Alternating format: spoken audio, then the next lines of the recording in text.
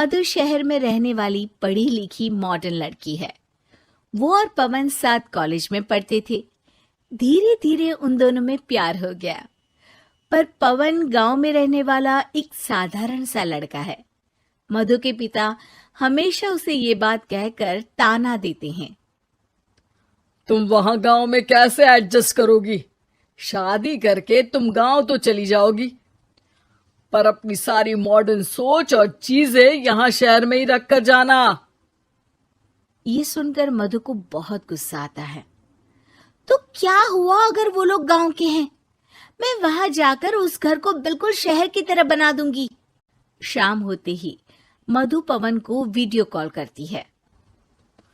अच्छा हुआ तुमने वीडियो कॉल कर लिया। आओ, मैं तुम्हें आज अपनी माँ से मिलाता हूँ।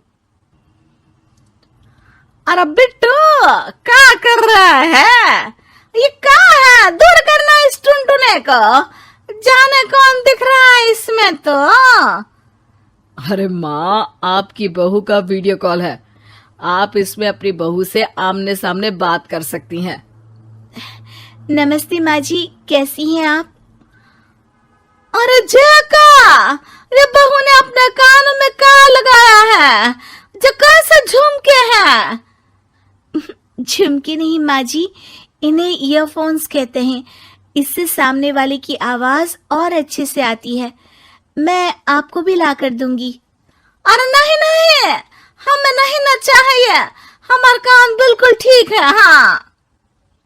माँ जी की ये बातें सुनकर मधु को अपने पिता की बातें याद आ जाती है और वो उसी वक्त ये ठान लेती है कि वो अपने ससुराल को एकदम मॉडर्न ससुराल बनाकर रहेगी। कुछ दिन बीत जाते हैं। पवन और मधु की शादी हो चुकी है। आज मधु का अपने ससुराल में पहला दिन है। माँ जी, मैं आपके लिए एक तोहफा लाई हूँ। अरे इतना बड़ा तोहफा! अरे क्या लाई है रे इस बड़े से बक्से में? मधु बॉक्स खोलती है। ये क्या है? ये वैक्यूम क्लीनर है। मैंने आपको झाड़ू लगाते हुए देखा तो सोचा अब आपका काम आसान हो जाएगा।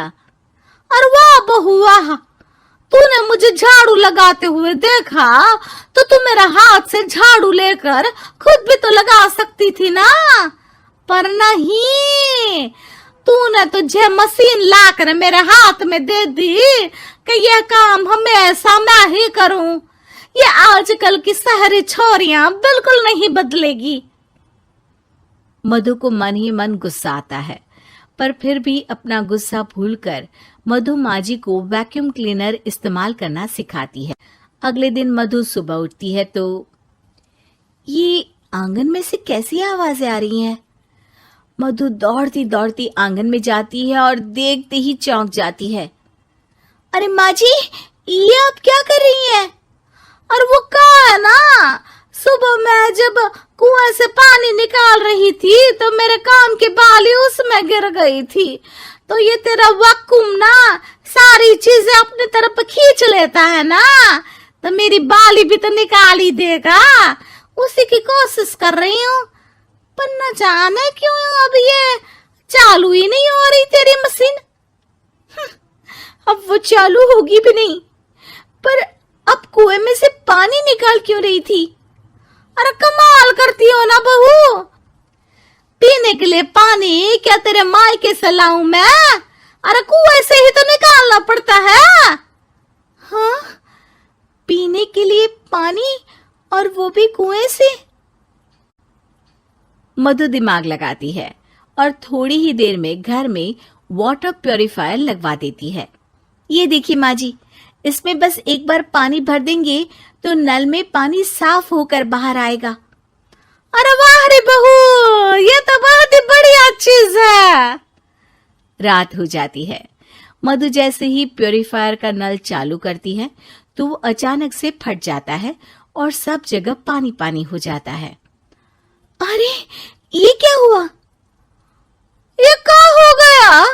मैंने तो बस इसमें उबला हुआ पानी डाला था, ये इतनी जल्दी खराब हो गया। अरे ये सारी शहरी चीजें सब ऐसी ही होती है कबूरी। क्या आपने इसमें उबला पानी डाला था? हाँ तो फिर पानी तो तभी साफ होगा ना जब उसे उबालेंगे। ये मशीन का कोई जिन है जो हमने जो बोला वो कर देगी है? मधु को बहुत गुस्सा आता है। इस तरह तो मेरा अपने ससुराल को मॉडर्न बनाने का सपना अधूरा ही रह जाएगा। नहीं, मैं इस तरह से हार नहीं मान सकती। थोड़े ही दिन में मधु पूरे किचन को मॉड्यूलर किचन में बदल देती है। अरे वाह बहुआ, इतनी सारी अलमारियां! माँ जी मॉड्यूलर किचन देखकर बहुत उत्सुक हो जाती है। ये बक्सा का है? बहू ने शायद गलती से इसे यहाँ रसोई में रख दिया है, पर है तो ये बहुत ही बढ़िया। अगले दिन सुबह, अरे मायरी क्या हो गया? मैं तो बर्बाद हो गई, मेरी सारी पूंजी जलकर राख हो गई। हे राम, अब मैं क्या करूं? माँ जी की रोने की आवाज सुनकर मधु दौड़ी दौड़ी किचन में आती है और इतना धुआं देखकर घबरा जाती है। ये सब कैसे हुआ माँ जी? ये आग कैसे लगी? ये सब तेरा इस मॉड्यूलर किचन की वजह से हुआ है, और ऊपर से तूने तिजोरी जो रसोई में रख दी थी, मैंने जैसे ही अपने गहने और पैसे इसमें रखे और बाहर से इस ताले को घुमाया, ये तो 5 मिनट में ही आग बबूला होकर फट गया। अरे माँ जी, ये तिजोरी नहीं है, ये तो माइक्रोवेव है। इसमें गहने नहीं रखते, खाना गर्म करने के लिए होता है ये। और ये जो आपने घुमाया ना, ये ताला नहीं है, आपने इसके टेम्परेचर को फुल कर दिया, इसलिए ये फट गया। माँ जी और जोर जोर से रोने लगती है।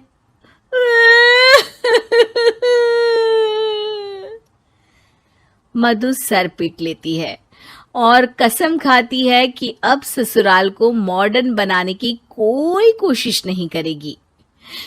मुझे माफ कर दीजिए माँ जी, आप जैसी हैं वैसी ही ठीक है। मधु को अपने पिता की कही बात याद आ जाती है और मधु वापस घर और किचन को पहले जैसा ही कर देती है।